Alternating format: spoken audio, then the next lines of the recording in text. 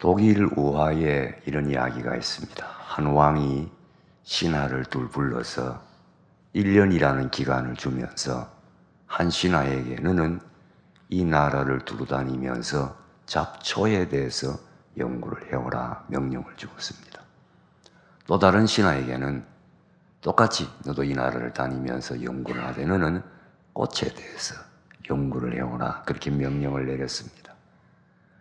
1년이라는 기간이 지난 후에 두 신하가 와서 보고를 하는데 잡초를 연구하라고 명령받은 신하가 보고합니다. 임금님, 우리나라는 잡초가 얼마나 많은지 모릅니다. 우리나라는 잡초투성입니다. 그렇게 보고했습니다. 꽃을 연구하라고 명령받은 신하가 보고합니다. 임금님, 우리나라는 꽃이 정말 많습니다. 우리나라는 꽃이 얼마나 많은지 모릅니다. 우리나라는 말 그대로 꽃밭입니다. 다른 나라를 본 것이 아닙니다. 두 사람이 똑같은 나라를 보고 다녔습니다. 똑같은 나라를 보았는데 한 사람은 그 나라가 잡초투성이라고 했고 한 사람은 그 나라가 꽃밭이라고 했습니다. 내가 어떤 시각을 가지고 보느냐, 내 관점이 무엇이냐에 따라서 얼마나 대상이 달라 보일 수 있다 하는 것을 우리에게 보여주고 있습니다. 그렇다면 한번 생각해 보십시다. 여러분은 이 세상이 잡초투성이라고 생각합니까? 꽃밭이라고 생각합니까? 잡초투성이로 보입니까? 꽃밭으로 보입니까? 쉽게 물어보겠습니다. 세상에 악한 사람이 많은 것 같습니까? 좋은 사람이 많은 것 같습니까? 신문을 보고 텔레비전 뉴스를 보고 인터넷을 보면 세상에 나쁜 사람들이 너무 많은 것 같지요. 그러나 여러분, 세상에는 착하고 좋은 사람들이 훨씬 더 많습니다. 이것을 우리가 잊지 말아야 합니다. 주위에 나쁜 사람들이 많아 보일 때, 나쁜 사람들이 자꾸 보일 때 문제가 생깁니다. 첫 단계는 불평입니다. 왜 이렇게 나쁘냐? 왜 이렇게 법을 안 지키냐? 나는 교통신호 지키는데 저 사람은 왜 교통신호 안 지키느냐? 불평하게 됩니다. 그 다음 단계에는 피해의식을 갖습니다. 나만 법 지키니까 나만 손해네. 다른 사람들은 신호도 안 지키고 잘 가도 빨리 가는데 나만 법을 지키니까 나만 손해네. 피해의식을 갖습니다. 마지막 단계는 나만 손해볼 거 있느냐? 운전대를 잡으면 똑같이 악해지고 똑같이 신호 안 지킵니다. 똑같이 내가 또 한 사람의 나쁜 사람이 되는 것입니다. 뿐만 아닙니다. 세상을 긍정적으로 보느냐 부정적으로 보느냐에 따라서 그 인생이 달라집니다. 자, 두 사람이 똑같이 하루를 시작한다고 아침을 맞았다고 가정해 보십시다. 한 사람은 세상을 부정적으로 보고 한 사람은 세상을 긍정적으로 봅니다. 부정적으로 보는 사람은 아이고 힘들어라. 잠도 실컷 못 자고 또 출근해야 되냐. 이놈은 팔자. 괴롭다. 힘들다. 이런 생각하면서 하루를 시작합니다. 세상을 긍정적으로 보는 사람은 하나님 오늘도 하루의 생명을 연장시켜 주셔서 감사합니다. 하나님 나와 동행하실 줄로 믿습니다. 하나님 오늘도 하나님의 은총 속에서 복된 역사가 이루어지게 하여 주시옵소서. 이렇게 생각하며 하루를 시작합니다. 똑같이 하루를 시작하는데 한 사람은 지옥에서 하루를 시작하고 한 사람은 천국에서 하루를 시작합니다. 하루의 시작이 다를 때 그 하루가 달라지지 않겠어요? 시작이 달랐는데 하루가 달라질 수밖에 없습니다. 나아가 하루가 하루로 끝납니까? 하루가 쌓여서 인생이 됩니다. 결국 그 두 사람은 인생이 달라질 수밖에 없습니다. 이 얼마나 중요한 이야기인지 모릅니다. 오늘 읽은 시편은 전반부는 세상을 부정적으로 본 사람의 고민입니다. 세상을 악하게 본 사람의 고민입니다. 그는 세상에 나쁜 사람이 잘 되는 것을 보았습니다. 2절 3절 우리 한번 읽어보십시다. 2절 3절 시작. 나는 거의 넘어질 뻔하였고 이는 내가 악인의 형통함을 보고 오만한 자를 질투하였음이로다. 내가 거의 넘어질 뻔하고 미끄러질 뻔했는데 이유는 악인의 형통함을 보았기 때문이라고 말씀했습니다. 악인이 잘 된다는 거예요. 악인은 잘못돼야 되는데, 악인은 벌을 받아야 되는데, 악인이 잘 되는 것을 보고 실족할 뻔했다. 어떻게 이럴 수가 있느냐? 그런 생각을 하게 되었다는 뜻이지요. 4절을 보니까 악한 사람이 죽을 때도 고통이 없더라 그랬습니다. 악한 사람이 세상에 평안하게 살았으면 죽을 때라도 고통을 받아야지요. 그래야 하나님이 공의로우신 하나님이고 공평하지 않습니까? 그런데 죽을 때도 편안히 죽더라는 거, 이럴 수가 있느냐? 어떻게 악한 사람이 한평생을 편안하게 살고 죽을 때마저 편안하게 죽느냐? 마음이 너무 고민이 되었습니다. 6절에는 교만이 그들의 목걸이요 강포가 그들의 옷이라고 했습니다. 목걸이가 뭡니까? 목에 걸고 자랑하는 거 아니에요? 교만을 자랑하는 거예요. 우리는 교만하다. 강포가 옷입니다. 옷은 입고 다니는 거지요. 강포, 사람들을 무시하고 멸시하는 겁니다. 가난한 사람들을 짓밟고 힘없는 사람들을 억누르는 이런 강포. 하나님이 살아계신다면 어떻게 이런 사람이 잘 될 수 있느냐? 어분이 일어나지 않을 수가 없습니다. 하나님이 살아계시는데 어떻게 이럴 수가 있느냐 하는 생각입니다. 여러분, 여러분의 눈에도 악인이 잘 되는 것이 보입니까?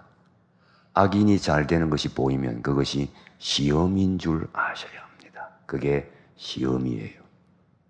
설교를 하면서 보면 다 잘 보고 계시는데 간혹 주무시는 분이 눈에 들어옵니다. 주무시는 분이 눈에 들어오면 얼른 하나님 시험에 들게 하지 마옵소서 하고 다른 사람을 쳐다봐야 됩니다. 그런데 이상하게 그 사람이 아직도 자고 있는가 확인하고 싶은 거예요. 보니까 또 자고 있어. 자꾸 보는 거예요. 이렇게 보기 시작하면 어떤 사람 보이느냐? 옆 사람하고 이야기하는 사람, 주보에 목회자 코너 읽고 있는 사람, 엉뚱한 데 쳐다보고 있는 사람, 나중에는 입 벌리고 주무시는 분까지 보입니다. 별 수 없습니다. 그렇게 되면 시쳇말로 그날 설교는 죽수는 겁니다. 잘 듣는 분 많잖아요. 여러분 다 지금 잘 듣고 계시잖아요. 잘 듣는 분을 보면 될 텐데 그게 안 된다는 거예요. 안 듣는 분을 보기 시작하면 그게 안 된다는 겁니다. 교인들 가운데서도 그렇습니다. 예수를 처음 믿기 시작할 때 자세가 바로 되어 있는 사람들은 앞에 믿는 사람들을 보고 이렇게 생각합니다. 저 사람 예수를 오래 믿으니 반듯하다. 반듯하구나. 저 사람 예수를 오래 믿었으니까 복을 받았구나. 아무래도 다르구나. 예수 오래 믿은 사람이 역시 달라. 이렇게 생각하고 믿습니다. 이런 사람 신앙이 바로 서고 바로 자라납니다. 그러나 교인들 가운데서는 엉뚱한 대로 발견하는 사람이 있습니다. 저 사람 예수 오래 믿었다 하는데 왜 저 모양이야? 예수 믿었다 하는데 오래 믿었다 하는데 잘 믿는다 하는데 자녀들은 다 형편없이 안 되는 게 그 가정이 다 저 모양이야. 어떻게 저래? 이런 식으로 생각하는 사람이 있습니다. 나쁜 쪽으로만 생각하는 거지요. 믿음이 자라지 못하고 결국 시험에 들게 됩니다. 미국 민요에 이런 노래가 있습니다. 지미와 조가 감옥에 갇혔네. 어느 날 둘은 바깥 세상을 보았다네. 지미는 트럭이 달리는 짐창 길을 보았고 조는 밤하늘을 수놓은 별을 보았다네. 지미와 조라는 두 친구가 같이 감옥에 갇혔습니다. 어느 날 밤에 두 친구가 창밖을 내다보는 겁니다. 똑같이 창밖을 내다보았는데 보는 것은 하늘과 땅처럼 다릅니다. 한 사람은 아래를 내려다보고 한 사람은 위를 올려다보고 있습니다. 한 사람은 비에 젖은 진창길을 보고 있고 한 사람은 밤하늘에 반짝이는 별을 보고 있습니다. 진창길과 하늘의 별, 얼마나 엄청난 차이입니까? 모든 일이 그렇습니다. 우리는 무엇을 보든 선을 보아야 합니다. 그래서 악을 해결할 때도 선을 극대화시켜서 악을 해결해야 됩니다. 선을 어떻든 극대화시켜서 악을 고치고 악을 덮고 악을 해결하는 거예요. 그런데 꼭 악을 붙들고 그걸 가지고 실험합니다. 그러는 동안에 선의 그 모든 가능성 다 잃어버리는 거예요. 다른 사람 대할 때도 마찬가지입니다. 자녀든 남편이든 누구를 대할 때도 마찬가지입니다. 장점을 보세요. 장점을 보고 그것을 칭찬하고 그것을 극대화시켜서 단점을 덮어가고 단점을 고쳐가야 되는데, 단점 한두 가지 있는 거 딱 그거 캐물고 그거 붙들고 늘어지고 이거 고쳐라, 이거 버려라 실험하는 동안에 그 사람의 그 많은 장점 다 놓치고 만나는 이야기지요. 그런데 악한 부분이 보이기 시작하면 이게 잘 안 돼요. 점점 더 악하게 보입니다. 결국은 시험에 들지요. 우리 본문의 성도가 시험에 들었어요. 시험에 드니까 하는 말이 뭡니까? 내가 어렵게 사는 게 무슨 소용이 있느냐? 13절을 보세요. 내가 내 마음을 깨끗하게 하며 내 손을 씻어 무죄하다 한 것이 실로 헛되도다. 내가 마음을 깨끗하게 하고 손을 씻어 무죄하게 바르게 사는 게 헛되다. 아무 소용없다는 겁니다. 뭐 악한 사람들 악해도 잘 되는데 내가 어렵게 사는 게 무슨 소용이 있느냐? 14절에는 나는 종일 재난을 당하며 아침마다 징벌을 받았다. 악인은 악화도 잘 되는데 나는 어렵게 사는데 징벌받고 재앙받고 고통당하고 어떻게 이럴 수가 있느냐? 그런 겁니다. 그래서 그는 고민을 합니다. 14절을 보면 내가 어쩌면 이를 알까 하여 생각한 적 그것이 내게 심한 고통이 되었더니, 이게 어떻게 된 거냐? 고통이 되었다는 겁니다. 어렵게 사는 것이 소용없습니까? 정직하게 사는 것이 의미 없는 겁니까? 성실하게 사는 것은 소용없는 겁니까? 악한 사람은 정직하지도 않고 성실하지도 않고 어렵지도 않은데 부당한 방법으로 돈 많이 버는데, 땀 흘려 일하고 성실하게 사는 사람은 돈도 얼마 벌지 못하고 이거 어렵게 사는 게 무슨 소용이 있느냐? 이런 생각이 들었다는 것이지요. 어떻게 해야 합니까? 여러분 이런 고민해 본 적 있습니까? 아니 지금 이런 고민을 하고 있는 것은 아닙니까? 이건 우리만의 고민이 아닙니다. 벌써 우리 성경의 믿음의 선배들이 고민을 했습니다. 그리고 오늘 우리에게도 이런 고민이 있습니다. 그런데 우리 본문의 성도는 이것을 고민하는 것으로 끝난 것이 아닙니다. 그는 이 모든 고민에 대해서 분명한 해답을 얻었습니다. 17절입니다. 17절 함께 읽겠습니다. 시작. 하나님,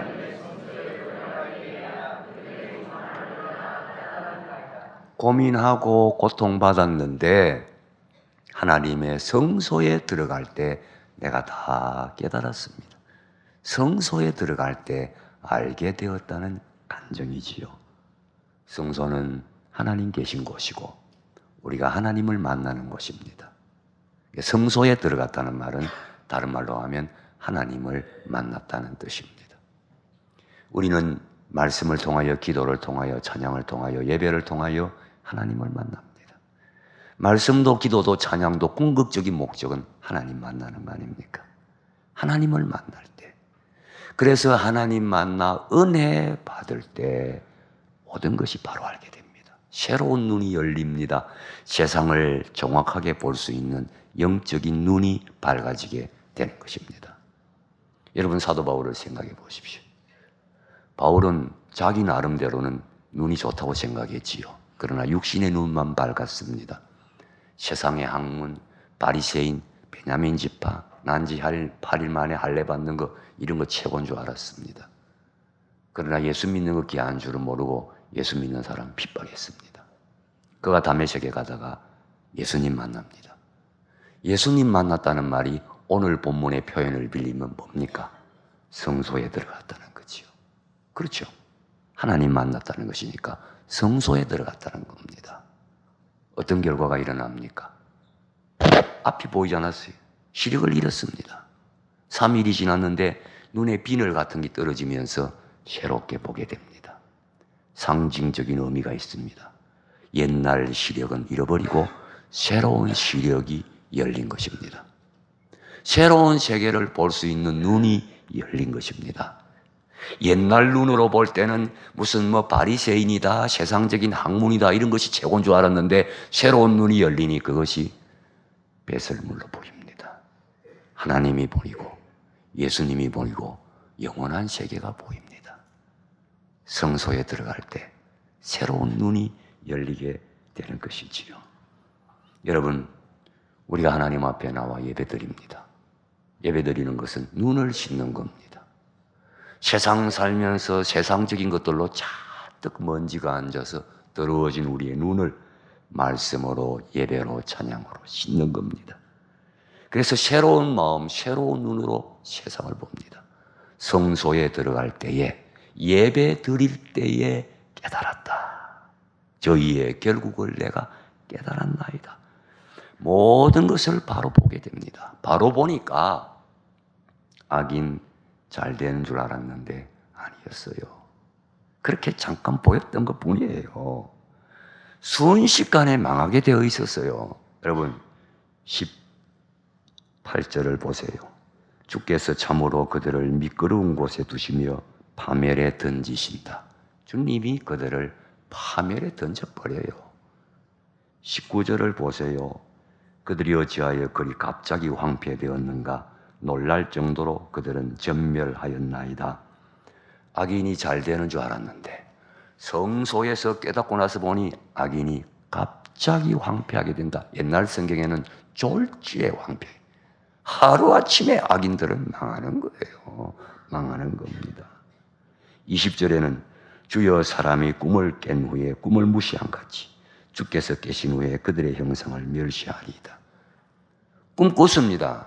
꿈 깨고 나면 꿈 다 잊어버립니다. 악인의 형통이 꿈과 같다는 거예요. 깨고 나면 다 잊어버리는 꿈처럼 허무하기 짝이 없다는 간정이지요. 실제 있었던 일입니다. 독일의 어느 산부인과 병원에 한 산모가 아이를 낳기 위해 입원을 했습니다. 산모는 그 벽에 예수님의 성화가 걸려있는 것을 보고 간호사에게 말했습니다. 태어날 우리 아이는 저 사진을 보게 해주고 싶지 않습니다. 저 사진을 떼주세요. 우리는 저 사진 보기 싫습니다. 간호사가 우리에게는 그것을 뗄 권한이 없습니다. 높은 사람 불러주세요. 병원 높은 사람들이 왔는데 그들도 우리에게 저 그림을 뗄 권한이 없습니다. 그러자 여자가 화를 냈습니다. 우리 남편은 장성이에요, 장성. 남편이 오면 반드시 저 사진을 떼게 할 겁니다. 태어나는 내 아이는 저 사진 보게 할 수 없습니다. 남편이 왔습니다. 남편이 당국자에게 저 사진을 떼라고 했습니다. 그런 사이에 어머니는 분만실로 실려갔습니다. 아직 사진을 안 뗐습니다. 옥신각신하고 있는데 아이가 출생했다는 소식이 들려왔습니다. 사진을 떼지 아니했는데 아이는 그 사진을 볼 수 없었습니다. 그 아이는 시각장애인으로 태어났습니다. 하나님은 심판하시는 분입니다. 하나님의 심판을 긍휼히 여기면 안 됩니다. 하나님은 반드시 정확하게 심판하십니다. 오늘 망하지 아니했다고 하나님의 심판에 손길이 없는 겁니까? 오늘 무사하다고 무사한 것입니까? 오늘 잘 된다고 그것이 진정한 의미의 잘 되는 것입니까? 아닙니다. 조금만 기다려 보십시오. 졸지에 망합니다. 하나님의 심판이 있습니다. 뿐만 아니라 속을 보세요. 그 내용을 보세요. 이미 심판받았습니다. 이미 심판받고 있습니다. 겉모습만 그럴듯하지 본인이 모르고 있을 뿐이지 영적인 눈으로 보세요. 심판받았지 않습니까? 얼마나 불쌍합니까? 불쌍한 영혼이에요. 불쌍한 심령일 뿐입니다. 성소에서 이것을 분명히 알게 됩니다. 뿐만 아니라 그는 성소에서 또 한 가지 새로운 눈이 열릴 때 자신을 알게 되었습니다.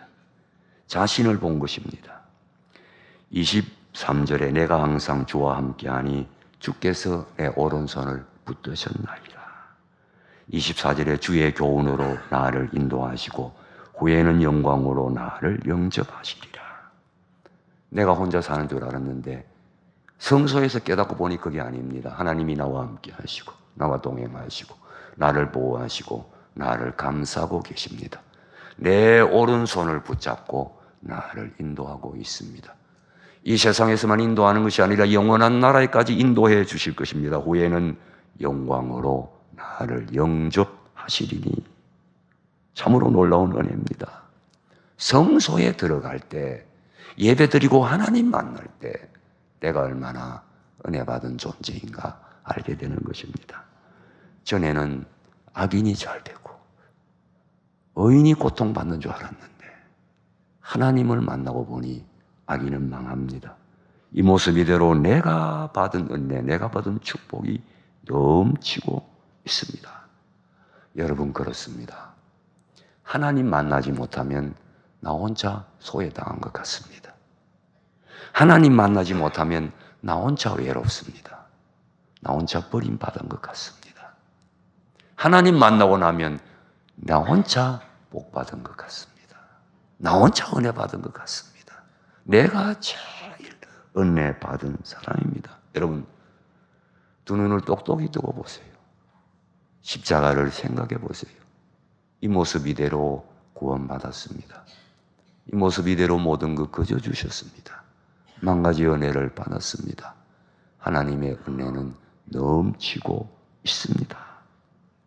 깨닫고 보면 어디서든지 하나님의 심판이 있고 하나님의 공의가 있고 하나님의 구원이 있습니다. 악인은 반드시 망합니다. 성소에서 알게 됩니다. 나는 하나님의 사랑과 축복받은 자의 대명사입니다. 이것을 성소에서 깨닫는 겁니다. 예배를 통해 깨닫는 겁니다. 세상 살다 보면 희미해집니다. 자꾸 눈이 더러워지는 거예요. 세상의 먼지가 우리의 마음의 눈을 더럽게 만드는 겁니다. 교회 와서 이것을 말씀으로 성령으로 씻는 겁니다. 씻어내서 예배를 드리고 말씀을 들을 때마다 눈을 다시 씻고 새로운 영 안에 열어서 하나님의 세계를 보게 되는 것이지요. 인도의 유명한 기독교인, 인도에 기독교인이 없는데 특별한 기독교인 선더신이라는 사람이 있었습니다. 네팔에 가서 복음을 전했는데 예수 복음 전한다는 이유로 감옥에 가다 버렸습니다. 감옥에 가두는데 살인 강도들하고 같은 방에 집어넣어 버렸습니다. 제일 무서운 사람들. 근데 이 선더신이 살인 강도들에게 복음을 전했습니다. 우리의 마음이 어떠하든 예수를 구주로 영접하면 내가 은혜 받았고 내가 축복받은 사람임을 깨닫게 됩니다. 복음을 전했더니 살인 강도들이 예수를 믿고 그 감방에서 찬송을 부르는데 간수가 와서 보고 하는 말이 천국이 따로 없네. 여기가 천국이네. 그랬다고 합니다.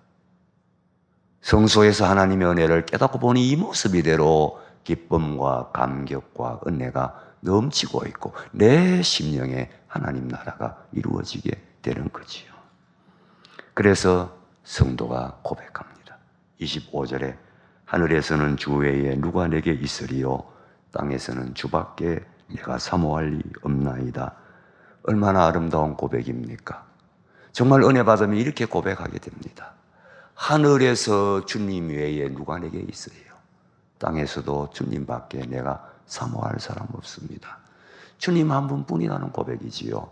주님 한 분만으로 만족하고 주님 한 분 사랑하고 주님 주시는 은혜로 얼마든지 승리하고 살아간다는 간증입니다. 하늘의 주 외에 누가 내게 있으리요 땅에도 주님밖에 없습니다. 주님 한 분만으로 만족합니다. 악인 아무것도 아닙니다. 망하는데요.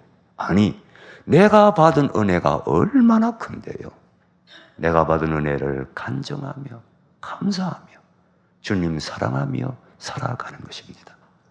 성소에서 하나님을 만나는 이 은혜가 여러분의 심령에 충만하기를 주님의 이름으로 축복합니다.